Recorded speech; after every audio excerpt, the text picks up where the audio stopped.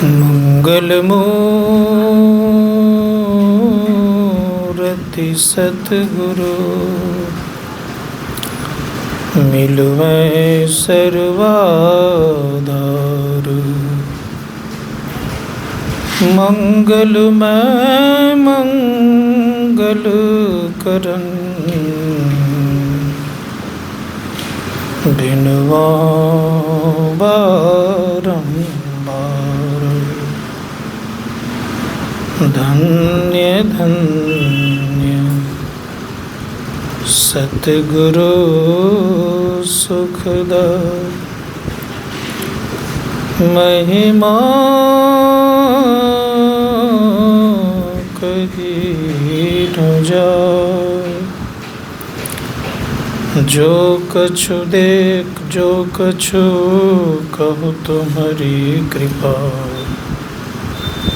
मोते कछु न बसाय।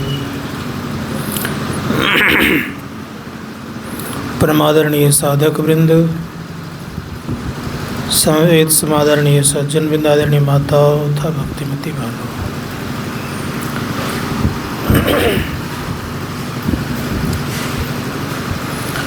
विश्व उपकार के लिए जिस प्रकार से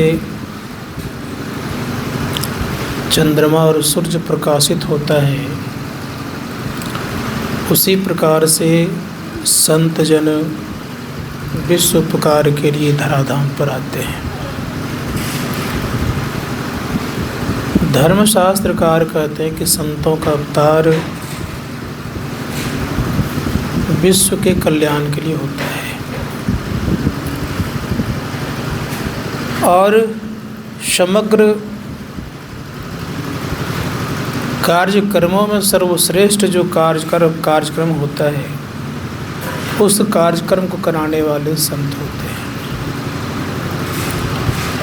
क्योंकि संत सबसे बड़े होते हैं। संत पलटूदास जी महाराज ने कहा, सबसे बड़े हैं संत, दूजा नाम है जी, तीजा 10 अवतार तिन्हें परमान है जी। ब्रह्मा विष्णु महेश सकल अवतार है जी। हारे पलटू सब पर संत मुकुट सरदार है जी। जो संत होते हैं वो सबसे श्रेष्ठ होते हैं। इसीलिए धर्मशास्त्रकार कहते हैं, संत को जानिए।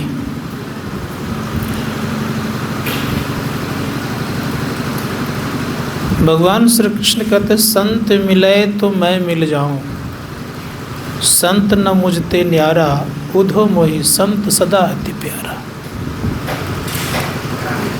कहते अगर संत मिल गया तो समझे कि मैं मिल गया। और मुझ में और संत में अलग नहीं है, दोनों एक ही हैं। गोस्वामी जी महाराज कहते हैं कि संत भगवंत अंतर निरंतर नहीं, किमपि मति विमल कह दास तुलसी। संतों और भगवंतों को अंतर होता नहीं है, दोनों एक हैं। लेकिन भगवान श्री राम कहते कि मुझसे विशेष संत हैं। सातम सम मोहि मैं जग देखा, मोते अधिक संत कर लेखा। मुझसे भी विशेष संत हैं। संत पलटूदास जी महाराज ने एक जगह कहा है कि बड़ा होई ते पूजिए संतन किया विचार। संतन किया विचार ज्ञान का दीपक लिन्ना। देवता 33 कोट नज़र में सबका सबको चिन्ना। सबका खंडन किया खोज कर 3 निकारा। तीनों में 2 सही मुक्ति का एक ही द्वारा। हरि को लिया निकार बहुरी 3 मंत्र विचारा। हरि है गुण के बीच संत है गुण ते न्यारा। अब पलटू प्रथमे संतजन दूजा है करतार। बड़ा हुई ते पूजिए संतन क्या विचार। संत पटुदास जी महाराज कहते हैं कि मैंने सबों पर विचार किया, सबके संबंध में मैंने खोजा, तो सबसे पहले मैं 33 कोटि देवताओं को खोजा, तो उसमें 3 सही निकला। अब तीनों पर जब मैंने खोज प्रारंभ किया तो इसमें 2 ठीक निकला, और दोनों पर जब विचार किया तो मुक्ति का एक ही द्वार मैंने पाया, कौन? भगवान विष्णु। और भगवान विष्णु पर जब चिंतन मनन किया मैंने, तो हरि भी गुण के अंदर हैं। तब पता चला कि संत गुण से न्यारा है। इसीलिए प्रथम कौन हो गए? संत जन। इसीलिए संतों की महिमा बहुत अद्भुत है। कौन संत बनते हैं? तो गरीबदास जी ने कहा है, अनेक जन्म जब सिद्ध होई, तब अंत संत कहावनम, और जब अंत संत कहावनम तब आवागमन मिटावनम। बात सुनाई? एक जन्म की बात नहीं है, अनेक जन्म तक लगातार सिद्ध होगा तब वो संत बनेंगे। और संत ही आवागमन को मिटा से दूसरा कोई नहीं। अनेक जन्म जब सिद्ध हुई तब अंत संत कहावनम। कितना बड़ा काम है संतों का। संत ही आवागमन को मिटाने में सक्षम होता है और बाकी कोई नहीं। सब के सब आवागमन के चक्कर में पड़े हुए हैं। जितने भी हैं सबका आवागमन होता है। इसीलिए अगर आवागमन से मुक्त होना है तो हमें क्या बनना पड़ेगा? संत बनना पड़ेगा। हम लोगों को संत बिना बने आवागमन नहीं मिट सकता है। किसी भक्तों का बिना संत बने भवसागर उसके नहीं सूख सकते, याद रखिएगा। मीराबाई कहती है, भवसागर सब सूख गयो है, फिकर नहीं मोहे तरनन की। भवसागर मतलब आना जाना जो है भवसागर, ये सूख गया मेरा, अब मुझे तरने की फिक्र नहीं है, ये समाप्त हो गया। इसीलिए संतों ने कहा कि कैसे सूखा ये? ऐसे तो सूखने वाला है ही नहीं, तो सूखा कैसे? सबको पार की मीरा ने। इसीलिए मीराबाई ने क्या की? कहा कि मेरा मन मान गया और मैं आसमान में सैर करने लग गई। मीरा मन मानी सुरत सैल आसमानी। तो भवसागर सूखेगा तभी आवागमन मिटेगा, अन्यथा संभव नहीं है। अब रह गई बात यह कि आवागमन मिटाने के लिए जो मुख्य स्थिति आती है, शुरुआत कहाँ से करते हैं लोग? तो गोस्वामी जी महाराज कहते हैं शुरुआत करते हैं सत्संग से। सत्संग करेंगे तब ना धीरे धीरे करने की इच्छा होगी। सत्संग छोड़ दिएगा तो करने की इच्छा होगी। इसीलिए कहा, मज्जन फल देखई तत्कालीन है, काक होई पिक बको मराला। मंजन फल से तात्पर्य क्या है? पवित्रता जीवन में लाना बहुत जरूरी है। मंजन फल देखई तत्काला, काक होई पिक बको मराला। कौवा कोयल हो जाता है और बगुला हंस हो जाता है। कहीं ऐसा देखें कि कौवा कोयल हो जाए और बगुला हंस हो जाए? लेकिन सत्संग में आने पर ऐसा होता है। क्यों होता है ऐसा? कि जैसे बहुत किसी की भाषा खराब है, कटुवादी है, बोली भी कर्कशा टाइप का है, सत्संग सुनते सुनते सुनते उसमें परिवर्तन आता है, बदलाव आता है। कहें किनके जीवन बदलाव आया? तो बहुतों को जो बदलाव आया। सत्संग लोगों को बड़ा बनाता है, छोटे से भी बड़ा बना देता है। किनको बनाया? तो बहुतों को बनाया। उदाहरण दे देता हूँ। रामचरितमानस कहते हैं, जलचर थलचर नभचर नाना, जे जड़ चेतन जीव जहाना, मति किरति गति भूति भलाई, जब जतन जहाँ जही पाई, सो जानब सत्संग प्रभाव लोकहु वेदना आन पाऊँ। इसकी थोड़ा व्याख्या सुनिए आज। मति कृति तो कह दिए, वहाँ क्या क्या? जलचर थलचर नभचर नाना, जे जड़ चेतन जीव जहाना। संग का प्रभाव देखिए क्या क्या होता है। जल में रहने वाला और थल में रहने वाला, जलचर थलचर। नभ मतलब होता है आकाश, आकाश में उड़ने वाला। इन सबों का भी उद्धार होता है। कहेंगे कैसे?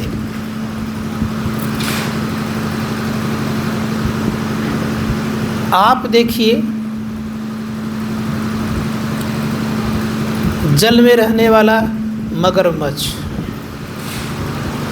थल पर रहने वाला हाथी,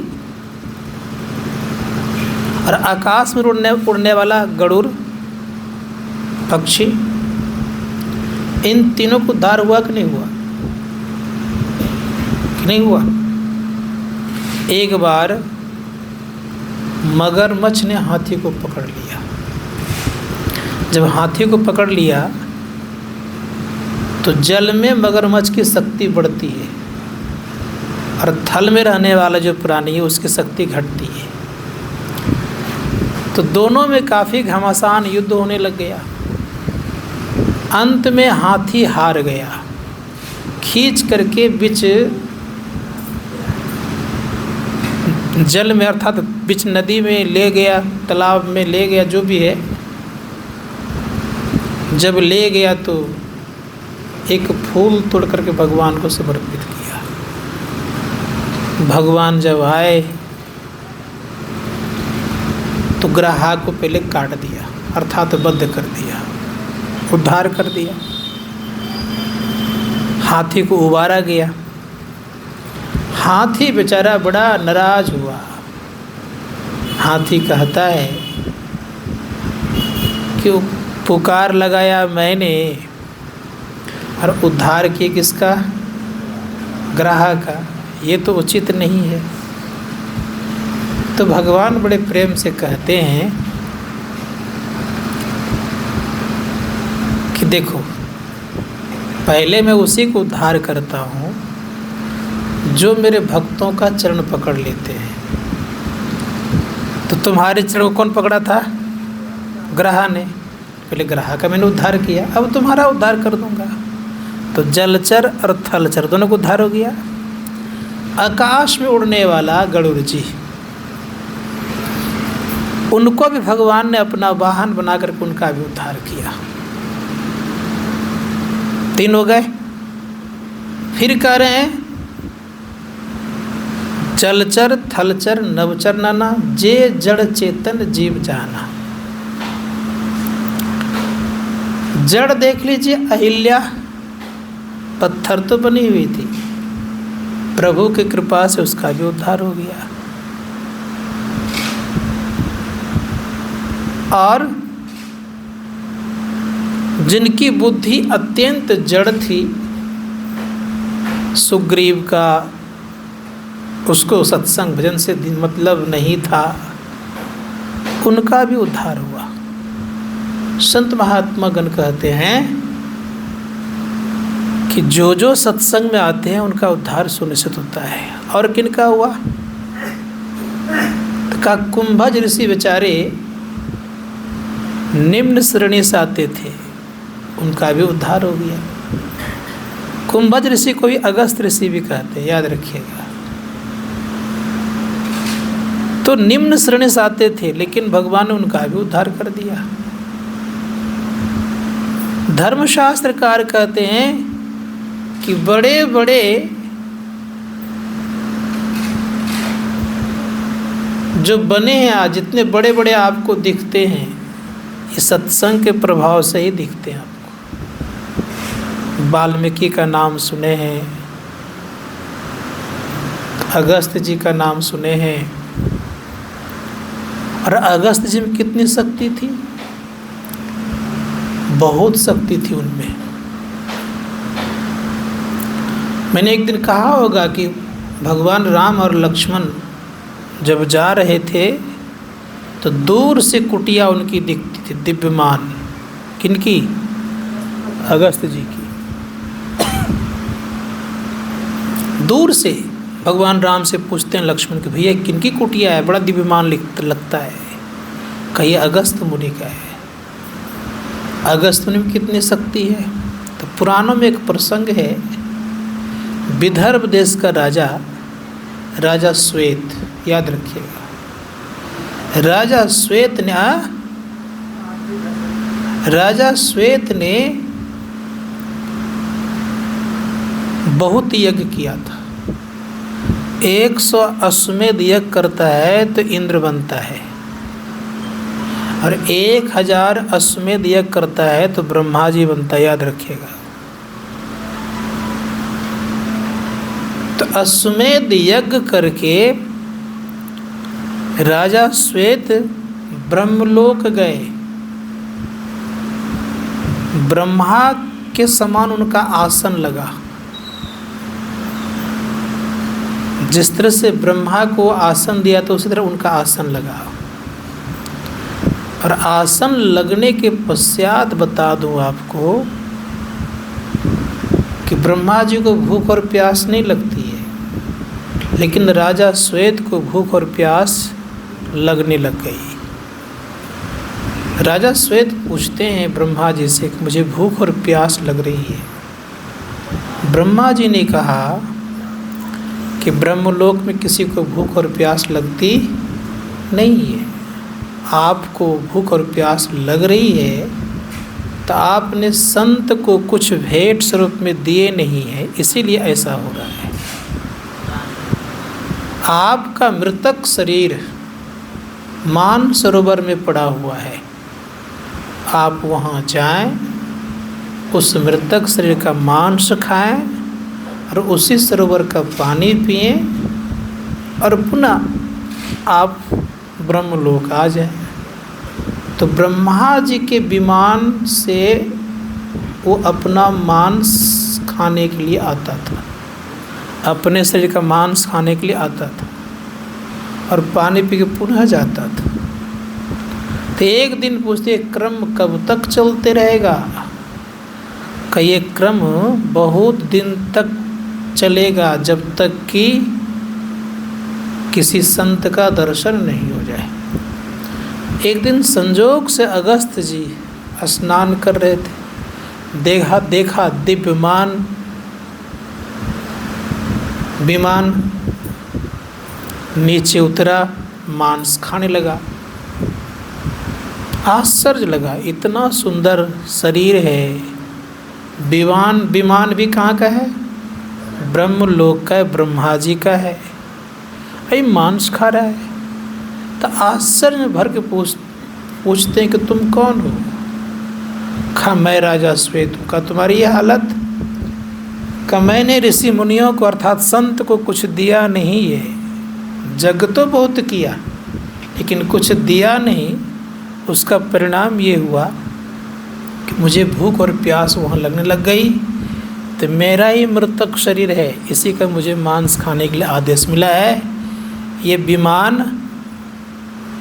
ब्रह्मा जी का है, उसी से मैं आता हूँ और पुनः जाता हूँ। तो राजा श्वेत पूछते कि आप कौन हैं? जैसे कि आप कौन हैं तो कहते मैं महर्षि अगस्त हूँ। जैसे महर्षि अगस्त का नाम लिया उन्होंने, उनके चरणों में अपना सर रखा। उनके पास एक गले में हार था, वो भेंट रूप में देते हैं। और कहीं ये भी प्रसंग है कि ब्रह्मा जी ने एक चादर दिया था। तो जैसे भेंट देते हैं आशीर्वाद मिलता है, तो राजा श्वेत का मांस खाना और पानी पीना छूटा और ब्रह्मलोक में रहने लग गए। तो अगस्त जी ब्रह्मलोक निवासी को भी उद्धार करने में सक्षम है। इसलिए संत महात्मागण कहते हैं कि संत के दर्शन से बहुत बड़ा काम होता है। संत दर्श को जाइए तज ममताभिमान, ज्यों ज्यों पग आगे धरे कोटि यज्ञ समान। एक यज्ञ करने में कितना खर्चा होगा? साधारण कोई यज्ञ करे कितना खर्चा होगा? 2-4-5 लाख से कम खर्चा नहीं होगा, ज़्यादा ही होगा लगता है। हाँ, लग सकता है। यहाँ करें कि संत दरस को जाइए तज ममताभिमान, ज्यों ज्यों पग आगे धरे। एक पग में कितना यज्ञ है? विचार करें कितना यज्ञ हो जाएगा? ज्यों ज्यों पग आगे धरे कोटि यज्ञ। एक पग में करोड़ों यज्ञ करने की क्षमता है। किनके दर्शन से? संत दर्शन के लिए चलते हैं। तो एक यज्ञ में, एक पग में करोड़ों यज्ञ समाया हुआ है। पुराणों में एक प्रसंग है कि इस बात को कैसे स्वीकार किया जाए, कितना इसका महत्व है। तो एक दिन भगवान शिव से माँ सती पूछती है, उसमें सती थी, पार्वती नहीं थी। का आप बराबर किसी कभी याज्ञवल्क्य मुनि के आश्रम में, कभी आप क्या कहते भरद्वाज मुनि के आश्रम में, कभी वहाँ जाते रहते हैं, इस सत्संग करते रहते, इसका क्या महात्म्य है? भगवान शिव ने कहा कि चलो मौका लगेगा बता दूंगा। दोनों नंदी बाबा पे सवार हुए और वहाँ से चल दिए। भरद्वाज ऋषि के आश्रम से जो ही निकले तो रास्ते में भगवान शिव बीमार पड़ गए और भयंकर बीमार पड़ गए। अब भगवान शिव कहते कि अब मैं चल नहीं पाऊँगा। तो संजोग से एक शिव मंदिर था, उसी मंदिर में ठहर गए। कहा अब मेरा जान भी बचना मुश्किल है। किन से कह रहे हैं? सती से कह रहे हैं। तो विनती करके कहती है कोई तो उपाय होगा। कहा कोई अगर 1000 यज्ञ का फल तुम्हें दे, उस फल से मैं ठीक हो, दूसरा कोई उपाय संसार में नहीं है। अब उस होकर के जो कोई जाए सबसे पूछे कि आपने यज्ञ किया है, तो सब तो यज्ञ नहीं कर पाते हैं। तो राजा महाराज पूछते यज्ञ किया है, कहाँ किया है, कितना किए हैं? कोई 2, कोई 4, कोई 5, कोई 100 तक पहुँचता था। तो कहा मुझे 1000 यज्ञ का फल चाहिए। कोई बेचारे स्वीकार नहीं किए। अंत में एक लंगड़ाते हुए एक लंगड़ा जा रहा था, लाठी को टेक टेक करके। वो प्रत्येक दिन संत के दर्शन करने के लिए सत्संग में जाया करता था। उनसे माँ सती पूछ बैठती है कि आपने यज्ञ किया है? तो उनको ये बात का विश्वास कि हाँ मैंने यज्ञ किया है। का कितना किया है? का कितना किया? उसका कोई गिनती ही नहीं कितना किया है, अनगिनत किया है। का 1000 यज्ञ का फल मुझे दे दीजिए। वो लंगड़ा सोचने लग गया कि यही तो मौका है परीक्षा लेने का। कहा कि अगर एक पग में कोटि यज्ञ का फल समाया हुआ है तो मैं तो बहुत दर्शन करने के लिए गया हूँ। जितना दर्शन करने के लिए गया हूँ उनमें से 1 करोड़ 1000 यज्ञ का फल उन्हें प्राप्त हो जाए। संकल्प करके उसको दिया और वो संकल्पित जल को जो ही भगवान शिव पर छिड़का, भगवान शिव स्वस्थ हो गए और वहाँ से फिर दोनों चल दिए। अब सोचिए कि एक लंगड़ा ने, अर्थात लंगड़ा अपाहिज है, वो कह रहे हैं कि मैंने किया है। तो संतों का दर्शन बहुत लाभदायक होता है। कितना दर्शन लाभदायक होता है? धर्मशास्त्रकार कहते हैं कि संत के दर्शन में पाप ताप सब समाप्त होता है। इसीलिए भगवान शिव ने कहने कृपा की कि सबसे उत्तम कार्य है सत्संग करना। गिरजा संत समागम समन लाभ कछुआन, बिनु हरि कृपा न होय सो गावहि वेद पुराण। लेकिन एक बात जानना होगा, लोग कभी कभी ये कहते हैं, अब देखिए ये भादव घुस गया ना शायद, हाँ अष्टमी आने वाला है, शायद भगवान कृष्ण का जन्म होने वाला है, नहीं 16 तारीख को है शायद। तो अष्टमी होने वाला है, भगवान श्री कृष्ण का जन्म होने वाला है। भगवान श्री कृष्ण को लोग बस करने के लिए बहुत उपाय करते हैं, लोग बहुत तरह का कार्यक्रम करते हैं, प्रेम उनसे करते हैं कि हमारे बस में हो जाए। लेकिन भगवान किसी कार्यों से बस होता नहीं है। खुल करके कहते हैं, अपने मुख से कहते हैं। कौन? भगवान कृष्ण अपने मुख से कह रहे हैं कि मैं किसी कार्यों से बस नहीं होता हूँ, एक कार्य से केवल बस होता हूँ। भागवत महापुराण में लिखा हुआ है, ना माम रोदति योगो न सांख्यम धर्म एव च स्वाध्याय तपस्य त्यागो नेष्टा पूर्ण दक्षिणा बरताणी यज्ञ छंदांसी तीर्थाणी नियमायमा यथा वरुंदत सत्संग संगोपोपिमाम। भगवान श्री कृष्ण कह रहे हैं कि मैं योग करने वाले के बस में नहीं होता हूँ। ना माम रुदति योगो ना सांख्यम धर्म एव च, सांख्य शास्त्र के पढ़ने वाले के वश में नहीं, स्वाध्याय करने वाले के वश में नहीं, धार्मिक कार्य करने वाले के वश में नहीं, वेद पुराणों को पढ़ने वाले के वश में नहीं, तीर्थों में भ्रमण करने वाले के वश में नहीं, ठीक है, और यज्ञ करने वाले के वश में नहीं। तब पूछते हैं उद्धव, किससे बस होते हैं प्रभु? का यथा वरुंद सत्संगे संगोपोपिमाम। का हे उद्धव, मैं सत्संग करने वाले से बस होता हूँ, बाकियों से बस होता नहीं। भगवान श्री कृष्ण करें सत्संग करेंगे तो मैं बस हो जाऊंगा, और सत्संग नहीं करेंगे तो क्या होगा? मैं बस होने वाला। कबीर साहब कहते, कबीर मन निर्मल भया जैसे गंगा नीर, अब पाछे पाछे हरि फिरे कहत कबीर कबीर।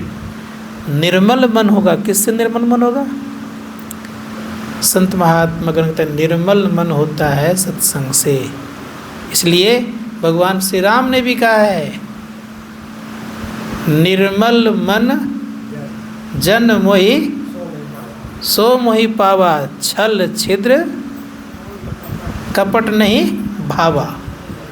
कहा कि मुझे ये नहीं चाहिए, ये सब निर्मल मन वाले ही चाहिए। निर्मल मन बनेंगे तो आप बेड़ा पार लगा लेंगे। जब तक निर्मल मन नहीं होगा तब तक संभव नहीं है। संसार की बढ़ोतरी आपके कपट उपट करने से काम चल जाएगा। धन कमाना है, कपट चाहिए। संसार पद प्रतिष्ठा प्राप्त करना है, कपट कुछ कर लेंगे तो हो जाएगा। लेकिन भक्ति मार्ग में कपट से काम चलने वाला नहीं है। यहाँ निर्मल मन चाहिए। और निर्मल मन क्या कर रहे हैं कबीर साहब? कबीर मन निर्मल भैया जैसे गंगा नीर, अब पाछे पाछे हरि फिरे कहत कबीर कबीर। जब निर्मल मन होगा तब आपके पीछे हरि फिरेंगे, अन्यथा संभव नहीं है। कहानी कभी सुनाया होगा आप लोगों को कि निर्मल मन वाला कहीं नहीं जाता है ना, तब भी उनके पास सब कोई आता रहा, उनसे सब खुश रहता है। एक गंगा किनारे में एक महात्मा जी रहते थे। बगल में गंगा जी की धारा बहती थी और कुछ दूर में एक कुटिया थी। लेकिन गंगा में स्नान करने वो नहीं जाते थे महात्मा जी। एक तालाब में स्नान करते थे और पूजा पाठ करके रहते थे। लेकिन याद रखिएगा, उस तालाब में स्वयं गंगा, सरस्वती और लक्ष्मी अपना पाप धोने आती थी। संजोग से गंगा भक्त था, गंगा को ही मानने वाला था, गंगा का जल पीता था, गंगा में स्नान करता था। बिना गंगा स्नान किए वो खाता नहीं था और न किसी के यहाँ भोजन करता था। संजोग से एक दिन रात्रि काल में चला एक महात्मा जी, रात्रि काल में चला नहीं, सुबह ही चला होगा, थोड़ा देर हो गई होगी। एक महात्मा जी संजोग से कुटिया किनारे में जो था, वो सोचा, गंगा किनारे में कुटिया थी उनकी, सोचा कि हो सकता है गंगा जी के बगल में रहता है, स्नान तो रोज करता ही होगा, तो भोजन के सब ओचत का भोजन कर लीजिए। तो भोजन कर लिया। वो बातचीत के क्रम में पूछ बैठते हैं कि महाराज आप तो बड़े भाग्यशाली हैं, गंगा किनारे में रहते हैं, आप तो रोज स्नान करते होंगे। महात्मा जी ने कह दिया कि मैं स्नान करने जाता ही नहीं हूँ। अब जो भी खाया पिया था सब किया क्या उसने, एक क्रिया होती, सब उल्टी कर दिया उसने। कहा किस व्यक्ति के यहाँ खा लिया मैंने, मैं तो अशुद्ध हो गया। तो पूछ बैठता, आप तो स्नान तो करते होंगे ना। कहा एगो तालाब है, उसी में स्नान जा कर लेता हूँ और फिर अपना काम कर लेता हूँ। महात्मा जी पश्चाताप करते जा रहे हैं और तालाब के तरफ बढ़ते जा रहे हैं। कब देखें कौन तालाब में स्नान करते हैं, तो काली काली 3 गाय उसी तालाब के तरफ बढ़ रही थी। ये महात्मा जी उधर ही जा रहे थे। जैसे उस तालाब में तीनों गाय, तालाब में जैसे उस तालाब में तीनों गाय उतरती है, वैसे ही काली थी उजली हो गई। अब उजली जो हो गई तो इसको आश्चर्य का ठिकाना नहीं रहा कि इधर से गई काली, उधर से उजली आ रही है, बात क्या है। संजोग से दोनों की रास्ते मुलाकात हो गई और मुलाकात जब हो गई तो पूछते हैं कि हे माँ, तीनों आप कौन हैं। जाते वक्त तो मैंने देखा यह कि आप लोग काली हैं और उधर से आ रहे देखते हैं सबके सब सफ़ेद हैं, बात क्या है। तब माँ गंगा परिचय देते हुए कहती है कि मैं गंगा, ये यमुना और वह सरस्वती। हम लोगों के यहाँ जब पापी लोग स्नान करते हैं, पाप जब धोते हैं तो धोते धोते मैं मैली हो जाती हूँ, काली बन जाती हूँ। तो संत के ये जल है, संत इसमें स्नान करते हैं, इसमें आकर के मैं अपना पाप धो लेती हूँ तो मैं स्वच्छ हो जाती हूँ। तब पता चला कोई साधारण महापुरुष नहीं है। गंगा, यमुना और सरस्वती की पाप को धोने की क्षमता संत के चरणों में है। इसीलिए कभी कभी हमारे गुरु महाराज गंगा जी में स्नान करने जाते थे, कभी कभी, सब दिन नहीं। प्रेत जब रोता था बरारी घाट में तो गुरु महाराज को सुनाई पड़ता था, तो वहाँ उन्होंने क्या कि एक यज्ञ करके प्रेतों को उद्धार किया। सुने होंगे आप लोगों ने कि जब सफाई करवाने लग गया तो बहुत सारे हड्डियां वगैरह दिखती थी। अब बीच गांग में मचान बना था, सत्संग करके उन प्रेतों को भी उद्धार किया। इसीलिए संत महात्मा गण कहते हैं कि संतों के चरणों में बहुत ही ताकत है। संत सभी जीवों को उद्धार करने की क्षमता रखते हैं, सभी लोग के वासियों का उद्धार करने की ताकत रखते हैं। इसीलिए संतों ने कहा कि सत्संग को जानिए। सठ सुधरई सत्संगति पाई, पारस परस कुधातु सुहाई। 60 व्यक्ति भी सुधरता है कब? सत्संग पा करके। और विवेक कहाँ होता है? गोस्वामी जी महाराज कहते बिनु सत्संग विवेक न होई, राम कृपा बिनु सुलभ न सोई। 60 व्यक्ति सुधरते हैं सत्संग पा करके। अब विवेकी भी कहाँ बनते हैं? सत्संग में आकर के। इसीलिए सत्संग दोनों हालत में करना चाहिए। अनपढ़ हैं तो चलेगा, मूर्ख हैं तब भी चलेगा, क्योंकि दोनों का उद्धार कहाँ से होगा? सत्संग से होगा। 60 भी सुधरता है सत्संग से। अब विवेकशील कहाँ बनता है? सत्संग से। इसीलिए दोनों परिस्थिति में लोगों को सत्संग करना चाहिए। लेकिन स्थिति क्या बनती है? आजकल सत्संग से दूर भागते हैं। पढ़े लिखे तो ऐसे तैसे, कैसे नहीं बोलेंगे आप लोग? नहीं बोलूँगा मैं भी।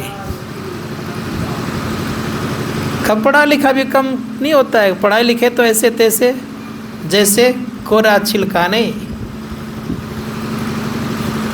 और बाहर से ज्ञान छांटते और विचार करिए, तो पढ़ा लिखा होने से क्या हो जाएगा? इसीलिए संत महात्मा गण कहते हैं सफा न देखा कोई दिल का, कोई बोगला देखा, कोई तिल्ली देखा, ये सब देखने से क्या मिलेगा? इस धर्मशास्त्रकार कहते कोई साफ सुथरा दिखता नहीं है। जिनके मन निर्मल होते हैं वही व्यक्ति श्रेष्ठ कहलाते हैं। इसीलिए मन को निर्मल कीजिए। मन निर्मल करने का यही एक फैक्ट्री है, दूसरा कोई फैक्ट्री नहीं है। और इसी से निर्मल भी मन होता है। अब मन निर्मल नहीं होगा, राजा सुने होंगे आप लोग, राजा नृग और बाजसरवा के भी नाम सुने होंगे आप लोगों ने। राजा नृग कहाँ गए? गिरगिट योनि में चले गए। दान तो बहुत किया था, कितना? हजारों गाय दान करते थे। वो कि सोने का सिंग मढ़ा मढ़ा करके, सिंग में सोना लगा लगा करके, इतना दान करने पे कहाँ चले गए? गिरगिट योनि में चले गए। इसीलिए संत महात्मा गण कहते कि मन को साफ करिएगा तो ये स्थिति नहीं आएगी। और मन साफ करने का संत महात्मा गण कहते हैं सत्संग कीजिए दोनों तरह का। हमारे गोविंद का धर्म कथा बाहर सत्संगा, अंतर सत्संग ध्यान भंगा।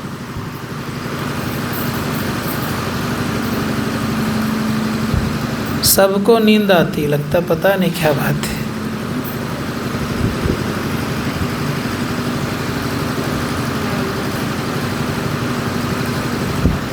मन नहीं करता है खाने की, नींद आती है तो हैं?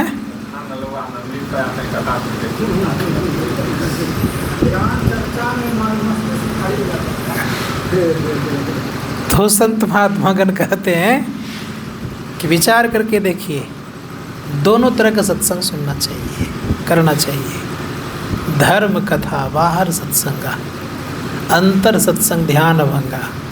जब हम ध्यान करेंगे तो आंतरिक सत्संग होगा। आंतरिक सत्संग करने के लिए ध्यान की बड़ी आवश्यकता है। गुरु महाराज कहते हैं ध्यान करने से अपना ज्ञान होता है, ध्यान करने से लाभ भी बहुत होता है, ध्यान करने से पापों का समाप्ति होता है। याद रखिएगा, ध्यान करने से ब्रह्म ज्योति का उदय होता है, तो ब्रह्म ज्योति में पाप जल जाता है, दूसरा और कोई उपाय नहीं है। इसीलिए ब्रह्म ज्योति का दर्शन करेंगे तो पाप खत्म होगा। अब ब्रह्म ज्योति का दर्शन भी ऐसे नहीं होगा बिना पाप खत्म किए, भी याद रखिएगा। मन में मलिनता रहेगी, मन में कोई भी बात रहेगी, तो ब्रह्म ज्योति का उदय संभव नहीं है। इसीलिए जैसे उदाहरण देता हूँ कि छोटी सी बात अगर आपके मस्तिष्क में बैठ जाती है तो नींद आती है। कोई भी चिंतन तो नींद आती है? नहीं आती है। जब नींद नहीं आती है, नीचे उतरना है तब नहीं आती है, और ऊपर चढ़ना तो कोई बात रहेगी तो और आएगी। दोनों परिस्थिति में याद रखिएगा, संकल्प विकल्प अगर दोनों परिस्थिति में होते रहेगा तो ना नींद आएगी ना ही ऊपर चढ़ेंगे। समझ बात आ रही है? मन में संकल्प विकल्प है तो ऊपर भी नहीं चढ़ पाएंगे, अब मन में संकल्प विकल्प है, चिंता है, तो नीचे भी नहीं उतरेंगे। कहाँ रहेंगे? बीच में पड़े रहेंगे। दोनों परिस्थिति की हाल है। नींद लेने के लिए भी चिंता छोड़नी पड़ती है और ऊपर चढ़ने के लिए संकल्प विकल्प का त्याग करना पड़ता है। दोनों परिस्थिति में ये हाल है। यद्यपि नीचे उतरना आसान काम है, नहीं? पानी को नीचे उतार दी कितना जल्दी उतर जाता है। सबसे नीचे वाला जो नल लगा होगा उसमें बहुत फोर्स होगा, पानी में बहुत तीव्र होगा, धारा बहुत तेज होगी, लेकिन ऊपर चले देखिए कम धीरे धीरे दिखेगा आपको। सबसे ऊपर जाओ और कम दिखेगा। बहाने के लिए पानी देखिए कोई देर नहीं लगेगी आपको, इन ऊपर चढ़ाइए तो देखिए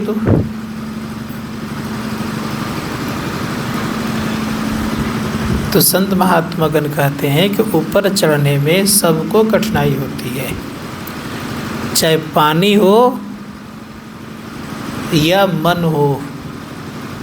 मन को भी ऊपर चढ़ाने में बड़ी कठिनाई होती है, नीचे उतरने में देर नहीं होती है। इस धर्मशास्त्रकार कहते हैं कि मन को ऊपर चढ़ाने वाला कोई व्यक्ति जब चढ़ा देते हैं तो बड़े ही जीवन का सुखमय होता है, क्योंकि सुख उस पार में है, इस पार में नहीं है। इस पार में नमूना दिया गया, हाँ, सुख का नमूना दिया गया कि जैसे तंद्रा अवस्था में लोग जगते भी हैं सुनते भी हैं, अर्थात सुनते भी और सोते भी, दोनों काम करते हैं, तो नमूना दिया। लेकिन उस पार में सुख है। एक लकड़हारा था, लकड़ी काट रहा था, तो लकड़ी काट काट के बेचता था बेचारा।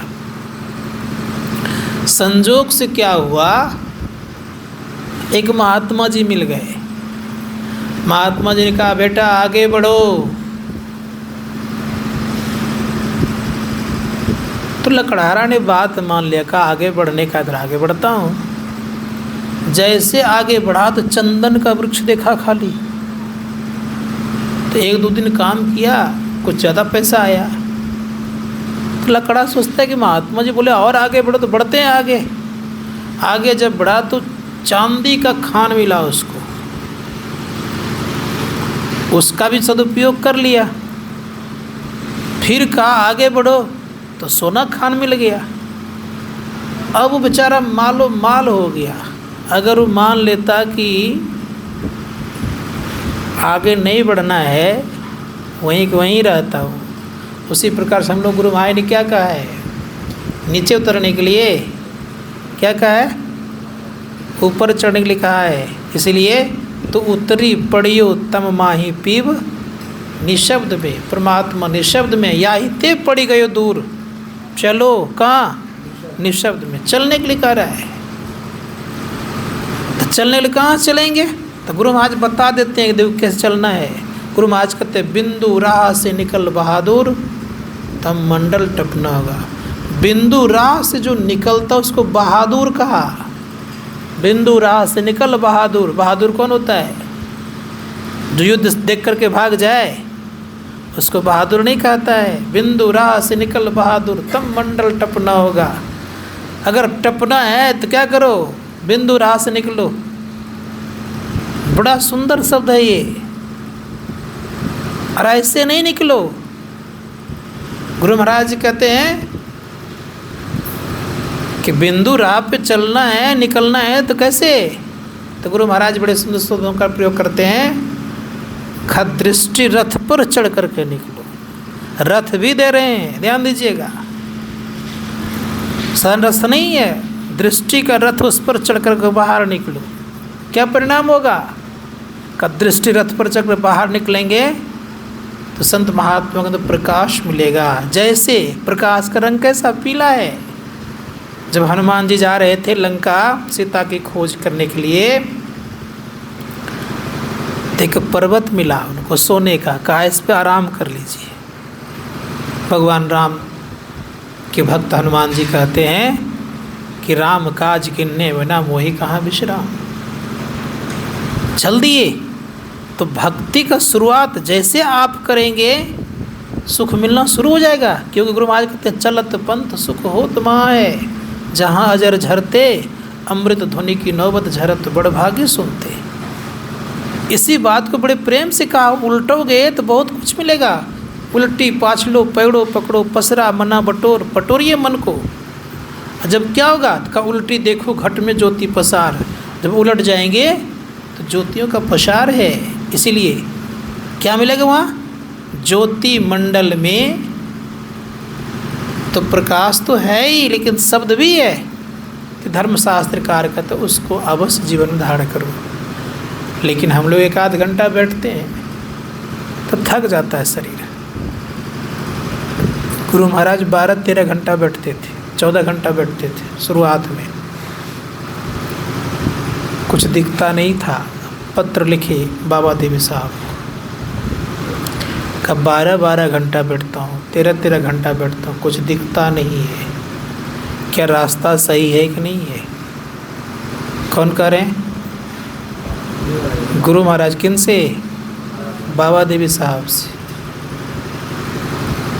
तो उधर से पत्र आया कि लाला ये रास्ता ठीक है, थोड़ा और बढ़ाओ। और जब बढ़ाया तो गुरु महाराज लिखे अपने पति पदावली में, समझा में ही लखा नमूना, बात है सत्य हित चित की। सोचिए, करेंगे नहीं कहाँ से मिलेगा? तो करना पड़ेगा। इसीलिए संत महात्मागण कहते हैं मन लगा कीजिए और दृष्टि को जोड़ने का प्रयास कीजिए। दृष्टि जुटेगी, अवश्य कुछ न कुछ मिलेगा। क्योंकि इस दृष्टि में बड़ा भेद है। क्या भेद है दृष्टि में? दृष्टि टिक जाए बहुत कुछ मिल सकता है। इसलिए कहा दृष्टि युगल कर अंगुल द्वादश पर, दृढ़ थिर ठहरु ठहराए। दृढ़ता पूर्वक ठहरिए। जैसे ठहरेंगे तो अपने आप एक क्रिया हो जाएगी। प्राण असबंधन बंद हो जाई, मनहु तजई चंचलाई। प्राण असबंधन बंद हो जाएगी, मन की चंचलता दूर हो जाएगी। घबराइएगा नहीं। एक साधक था, मैंने उनको दीक्षा दिया था। साधना करते करते उनका श्वास रुक जाता था।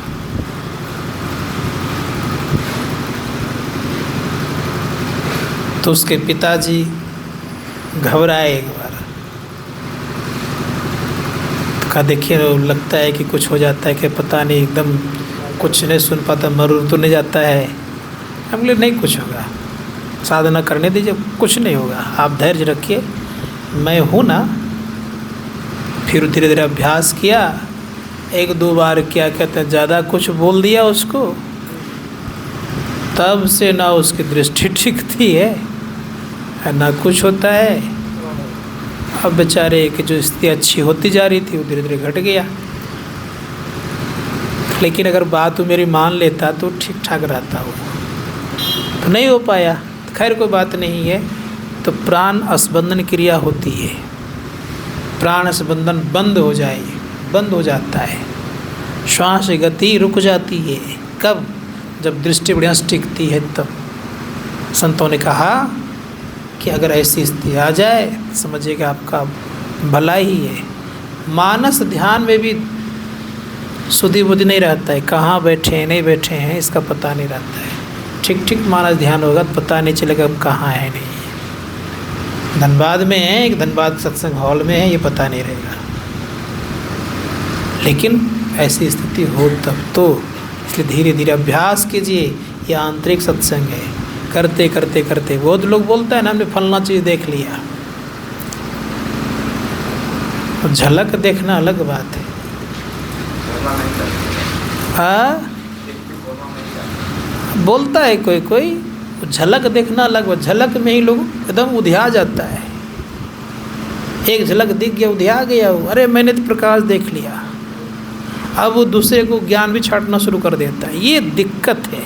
और उसका परिणाम क्या होता है? बाद में कुछ मिलता नहीं है, खाली वो वक्तव्य रहता है। इतने ख्याल रखिएगा। इसीलिए धनवान कोई कहता है कि मैं धनवान हूँ, कहते हैं कि मेरे पास इतना लाख रुपए रखा हुआ है, कभी कहें। लेकिन याद रखिए कि जिनके पास नहीं होता है तो लाखों की बात करता है वो, नहीं। तो कुछ लोग ऐसे भी होते हैं। हमारे गांव में एक व्यक्ति थे, आज नहीं 30-40 साल पहले मैं जब गांव में रहता था तो लाख से नीचे बात करता ही नहीं था। रहा था कितना पैसा, इतना सा खाली सिक्का वगैरह आता था, और लाख से बातें नहीं करता था नीचे कभी। तो उसी प्रकार से कोई कोई होता है। इसलिए धर्मशास्त्रकार कहते हैं कि अपने को छिपा छिपा के रखिए, ध्यान करिए तो एकदम मन से कीजिए। और सबसे उत्तम काम है ये। इस उत्तम काम को करने के लिए उत्तम विचार, उत्तम संयम याद रखिएगा। और संयमित नहीं रहेंगे तो संभव नहीं है। उत्तम संयम रहना पड़ेगा। इसी को बोलता है सम्यक, सम्यक ज्ञान, सम्यक दर्शन, सम्यक संयम। ये तीनों चाहिए जीवन में। संयमित जीवन नहीं हुआ तो मुश्किल है। ये सम्यक ज्ञान बनाइए। और इसके लिए हम लोगों को क्या करना पड़ेगा? मन को हरदम नियंत्रण रखिए, मन को जप में लगाइए, कोई रूप में ध्यान रखिए, ख्याल में लगाइए, गुरु के रूप में ख्याल लगाते रहिए। तो इस तरह से करेंगे तो धीरे धीरे धीरे 2 क्रियाएं अगर चलते फिरते कर लीजिए तो 1 घंटा बैठना आपके लिए सार्थक हो जाएगा। ठीक है।